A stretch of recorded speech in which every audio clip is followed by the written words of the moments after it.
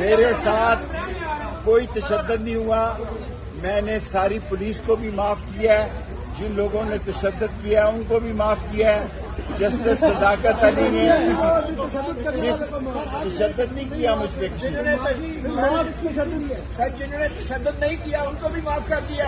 Sir जी, justice सदाकत अली ने मेरे भतीजों को बाजियाब कराया, उसका भी शुक्रिया।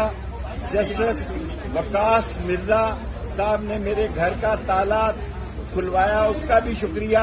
मैं आपको कलमे की कसम खा के कहता हूँ, ये लोगों को वैसी खबरें बनाने का शौक है।